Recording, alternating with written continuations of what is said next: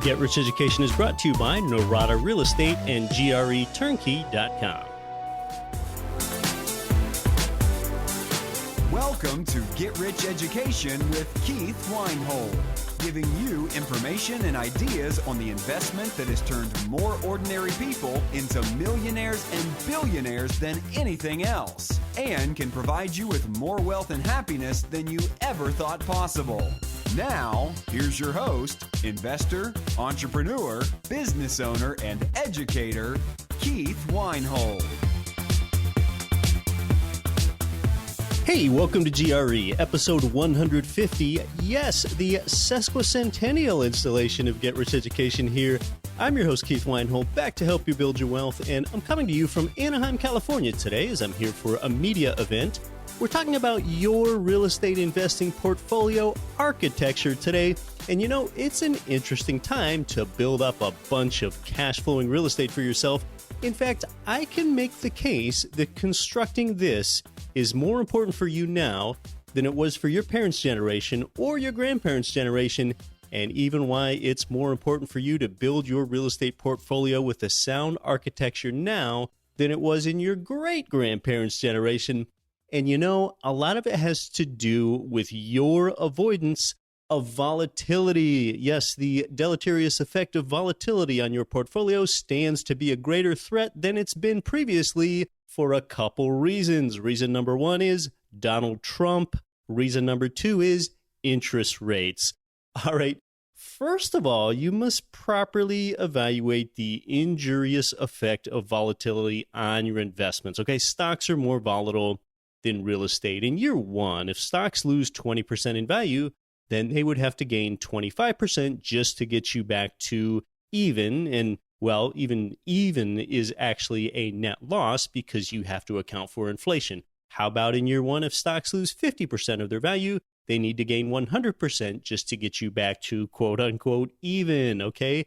Real estate is more stable than stocks historically. There is no panic selling in real estate like there is in stocks. One reason that President Trump is more volatile for the stock market is, and well, I think it's sort of obvious, whether you like him or not, whether you voted for him or not, those are not the questions. Either way, I don't think that you can associate the word predictable with President Trump. Okay, you've got to at least agree with me there. Well, the stock market hates uncertainty, you know, and the president constantly feeds us uncertainty. Some of his remarks last week basically caused enough defection of participants from Trump's business councils that Trump just decided to disband a few of those business councils, for example. Okay, definitely something that the stock market did not respond well to. Trump is not predictable. The second factor is that we have increased stock market volatility over time. We're talking about the last decade or more. And we should continue to in the future, and that's because bank interest rates are basically still essentially zero. How are those two things tied together? Okay, well, first, yes, the Fed did begin making quarter-point rate increases almost 2 years ago, but guess what? The banks still aren't raising interest rates on savings accounts and CDs because they know that they just don't have to, okay? The dumb money and the scared money is going to stay in the banks anyway, whether the bank gives you 0% or a 2% yield. So banks just don't have any incentive to raise them. Okay, people are used to those anemic rates that are even below the rate of price inflation. So therefore, what happens is the smart money stays out of banks. It doesn't want to go in there. So people keep it outside, therefore. They keep it outside of savings accounts, outside of money market funds and CDs, and instead, they invested into places like the stock market and the real estate market. It's a flight to yield. Well, that right there, that creates potential asset bubbles in stocks and in real estate and greater volatility. So both Donald Trump and zero zilch bank interest rates contribute to greater volatility. So you know what the effect of this is over time? We're just talking long time horizons here, like even a decade or more. Well, this contributes to stocks going up in value and stocks going down in value more, and real estate prices going up in value more and real estate prices going down in value more. But you know what happens during all of this volatility? your rent check just keeps coming in. Your rent check just keeps coming in. That's really the bottom line here, and that's the macro trend that you should prepare yourself for and align yourself with over the coming years. A great strategy, a great real estate investing architecture to construct for yourself and maintain for yourself in the coming years is with residential real estate. That's one real estate type that has sustainable demand. In a recession or even in a depression, people are going to need to live somewhere. So cash flowing apartment buildings and single family income properties in at least 3 metro markets, that does a few things for you, okay? And you want to be in at least 3 because that way you're not subject to just one metro economy's economic fortunes and misfortunes. One of the greatest mistakes that real estate investors make is investing in only one market and only in their home market. Now, there are some certain advantages to local knowledge that you might have in your own market, but even if you can make the numbers work there, that's not the only place that you want to be. Okay, for example, Anchorage, Houston, and some places in North Dakota, they're markets that felt some pain when the price of a barrel of oil plummeted starting 3 years ago. And I'm invested up in Anchorage myself. I know I've been feeling it with rent incomes falling in aggregate 15% plus there over the last 2 years. So thank goodness that I'm invested in multiple markets. Now, sometimes it is not for strict economic reasons that a metro economy sees its fortunes decline. A few years ago, a lot of people felt pain from investing in Phoenix because of the way that some immigrants were policed had changed. So hedge yourself against these local phenomena.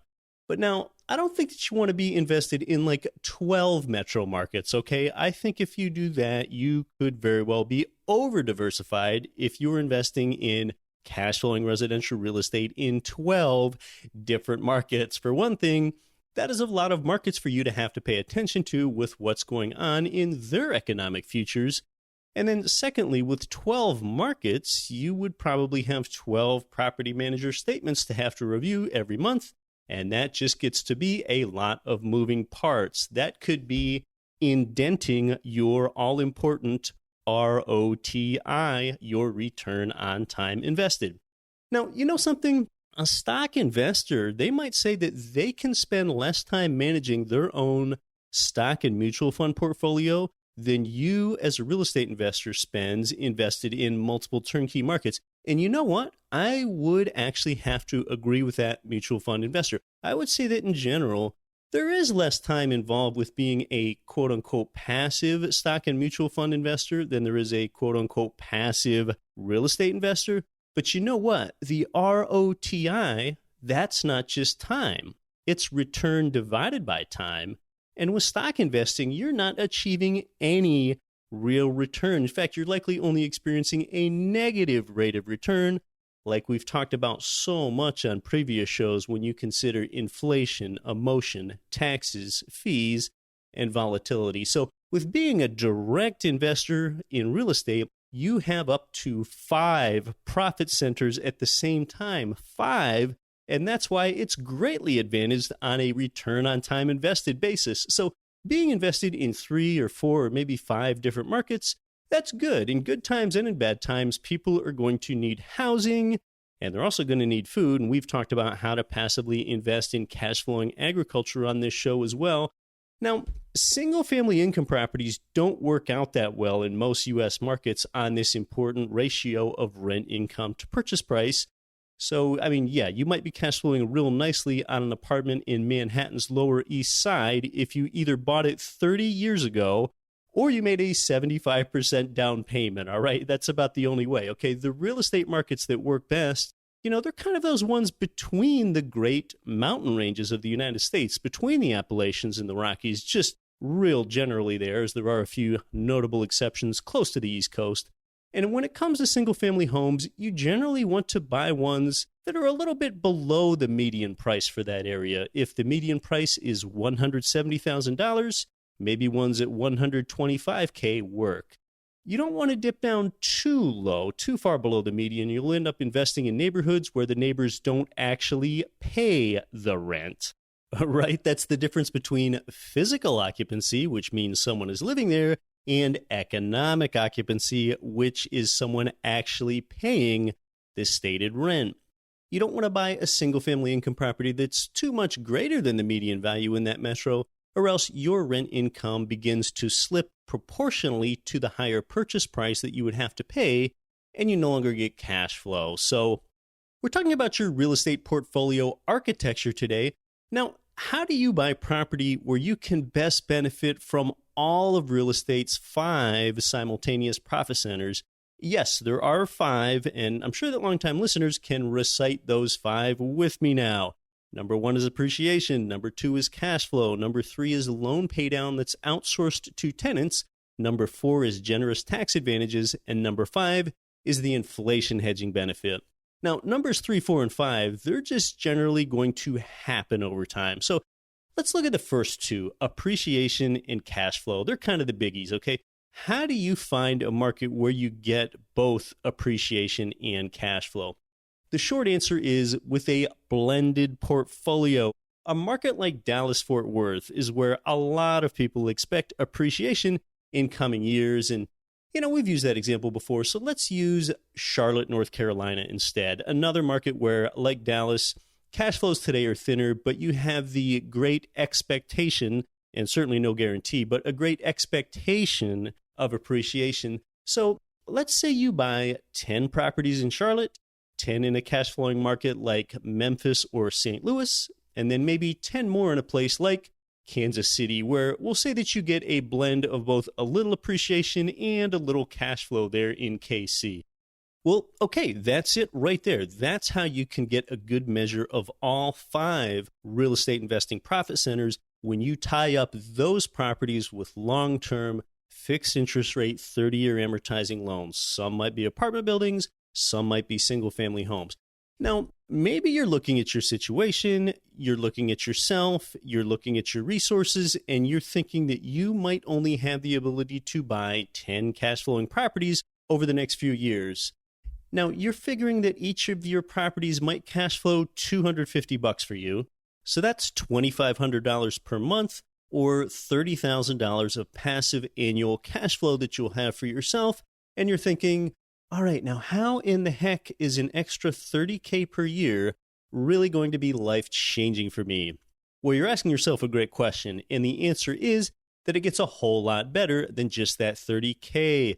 For one thing, over time, when you tie up property with long-term fixed interest rate debt, your cash flow rises faster over time than the rate of inflation does. So your $30K of passive monthly income, or rather passive annual income, will generally rise faster than inflation.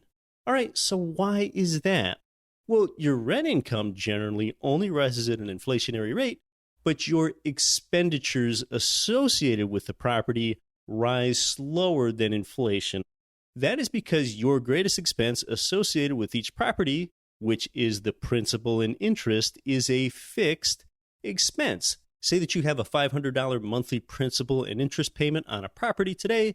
That will still be an expense to you of only $500 per month 10 years from now. And in 10 years, inflation would make wages higher, prices higher, and yes, rents higher. Yet your chief recurring expense tied to the property, that P&I, is still the exact same $500. So not only does your mailbox money increase faster than inflation, but you simultaneously have the impact of leveraged equity growth, which is clearly more substantial than lame, slow compound interest growth. Yes, I called compound interest lame and slow because that's all it is at any realistic rate.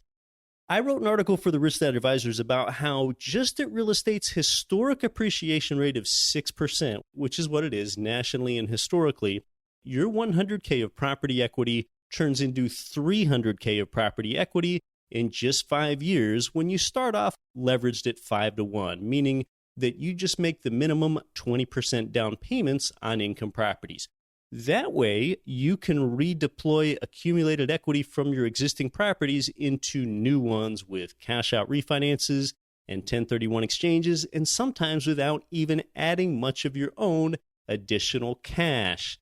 So property equity is kind of paradoxical. The rate of return from equity is absolutely zero.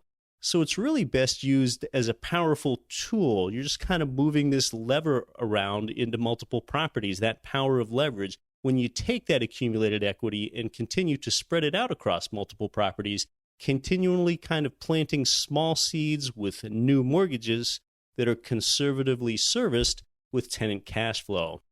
It's kind of this effect where if you have 10 single-family homes and a couple have this accumulated equity, well, then maybe you'll want to sell 2 and 1031 exchange them for a fourplex. So now you will have gone from 10 rental doors to 12 with little additional money out of your pocket. So buying in both cash flowing markets and expected appreciation markets kind of gives you each of these effects of cash flows that trump inflation and the power of leverage.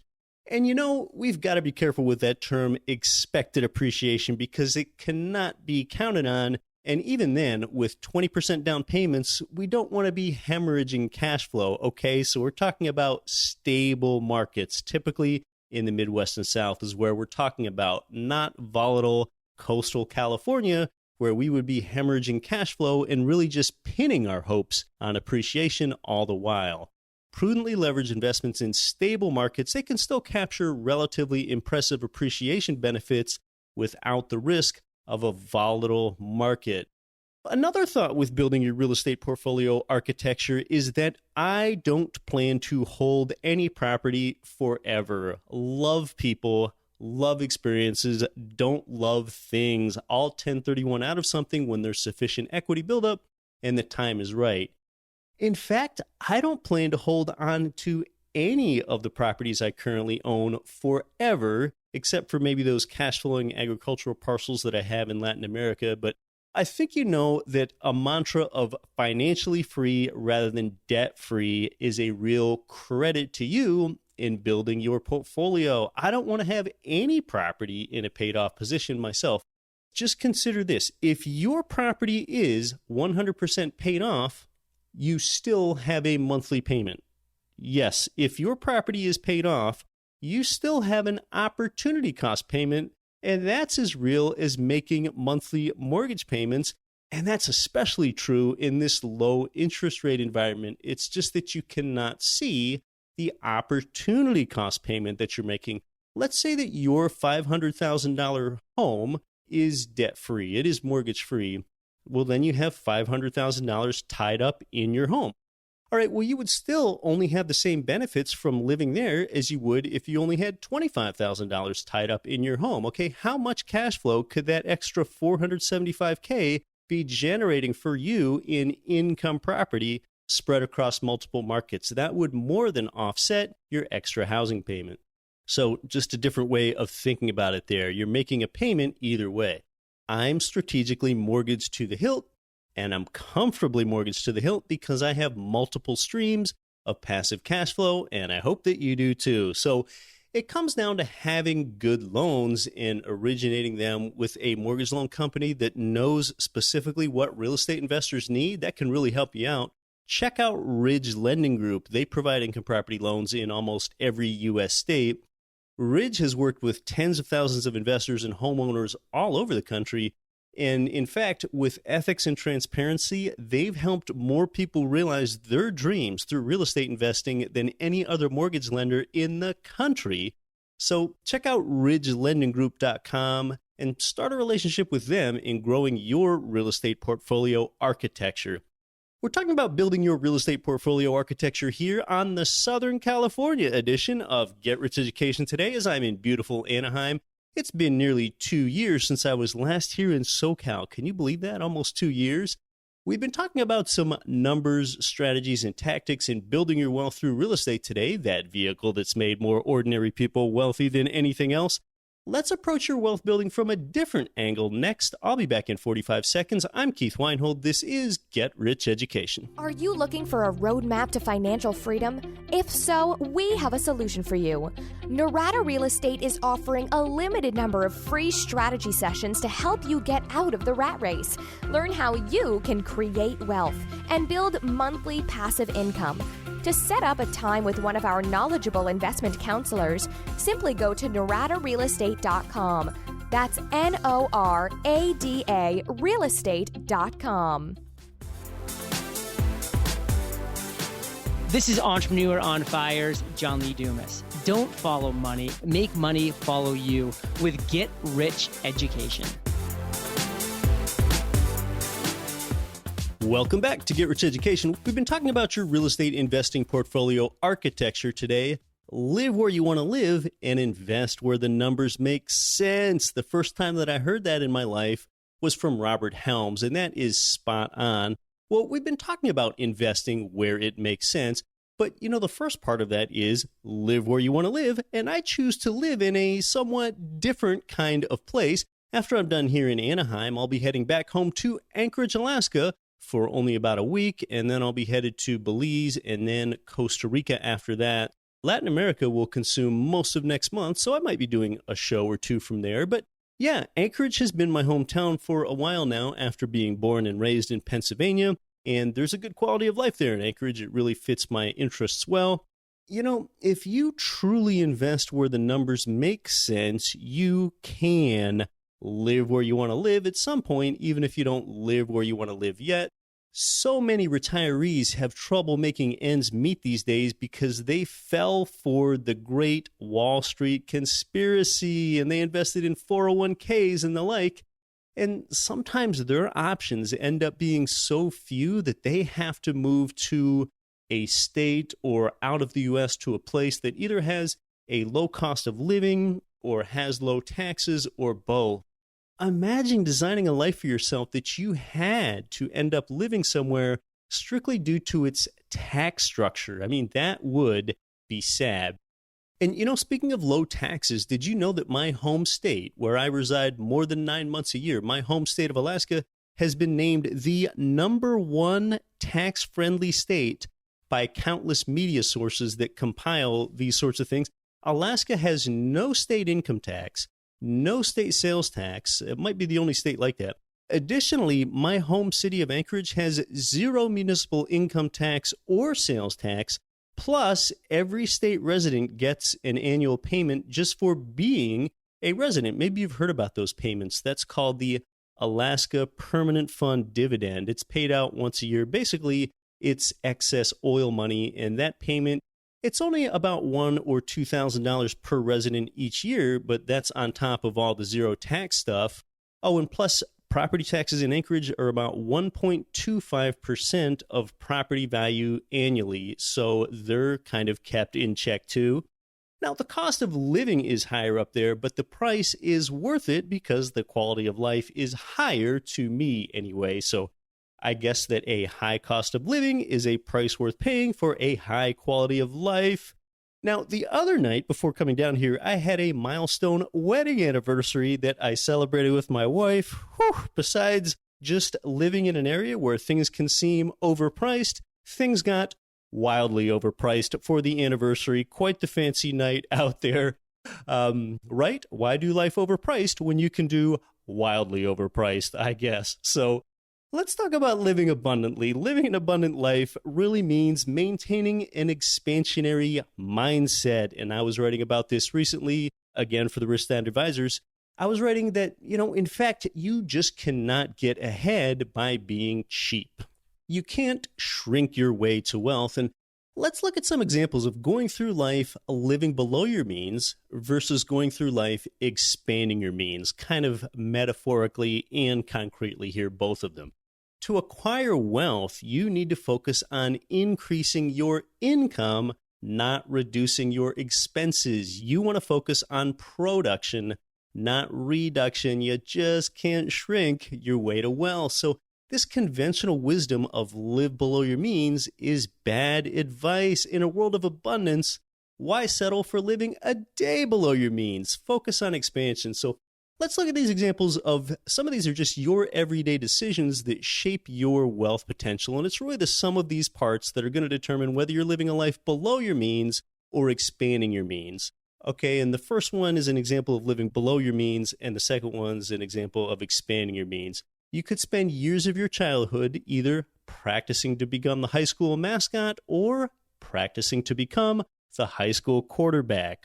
You could spend an extra 5 minutes this week detouring to the cheapest car gasoline station or with your family because you arrived home 5 minutes sooner from the nearby gas station. You could spend an extra 30 minutes waiting in line for a free Chick-fil-A sandwich, or you could spend those extra 30 minutes expanding, learning about how credit scores work to get the best mortgage terms. You could spend an hour mowing your grass when the neighbor kid would do it for $25, or you could spend that hour in research to find your next income-producing property. You could spend the month living below your means by watching every season of Game of Thrones, or expand your means by watching half as much Game of Thrones and gaining financial education. You could spend the next 3 years yanking weeds at home so that you could save money and hope you'll live better someday. Or you could spend those next 3 years on 10 memorable family vacations and 5 seminar trips paid for from your income property. You could spend the next 10 years working voluntary overtime hours because your chief idea of income production is trading time for dollars over and over and over. Or you could spend the next 10 years having the time to attend your daughter's piano lessons and ice skating competitions.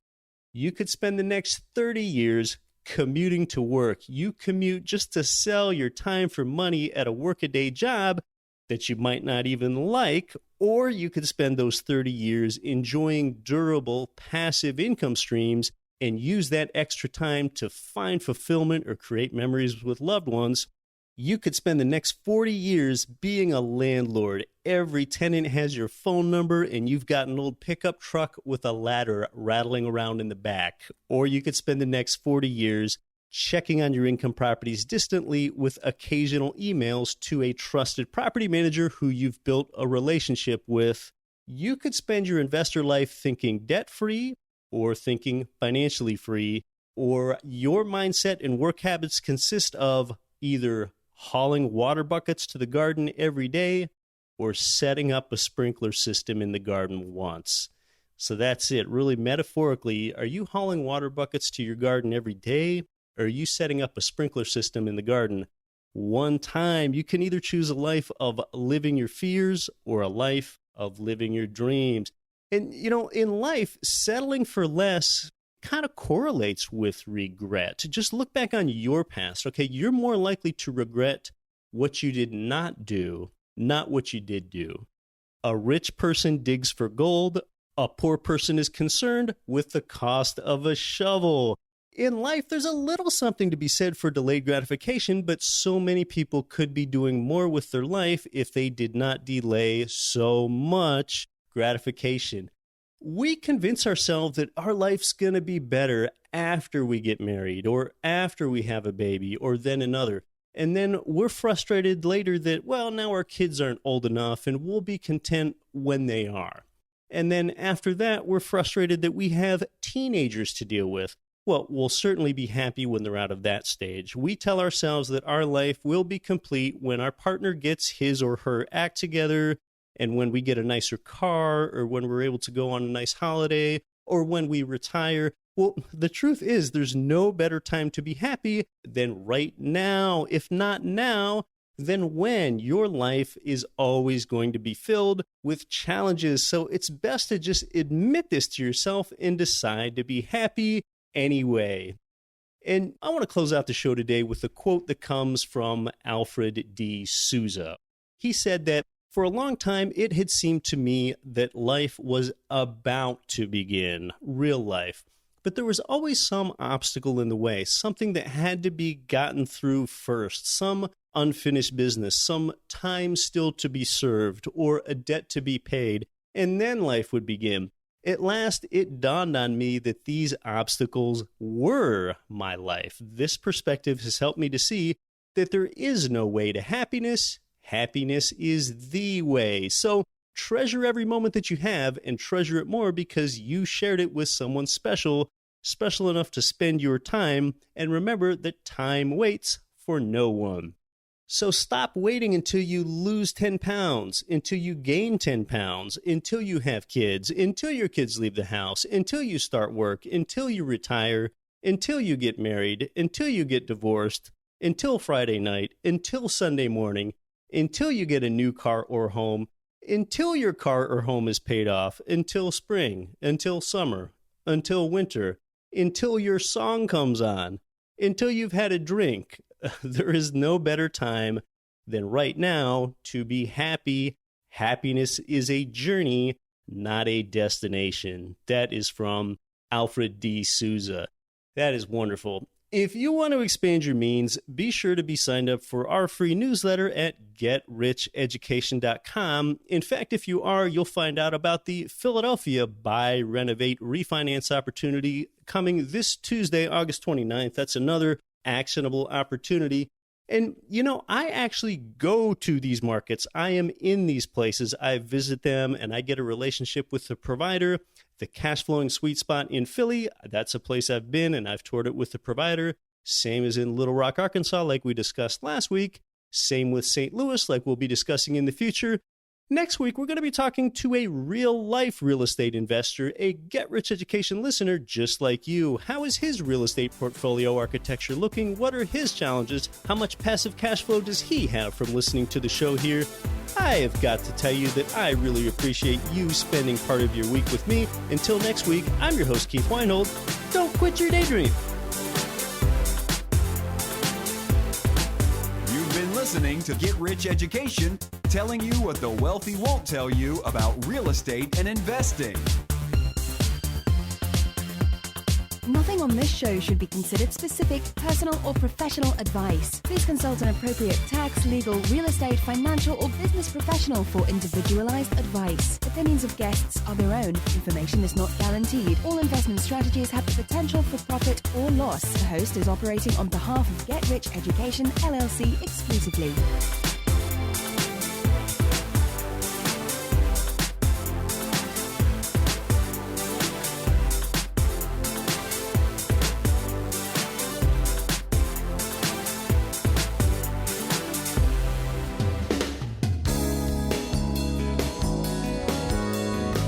The preceding program was brought to you by your home for wealth building, GetRichEducation.com.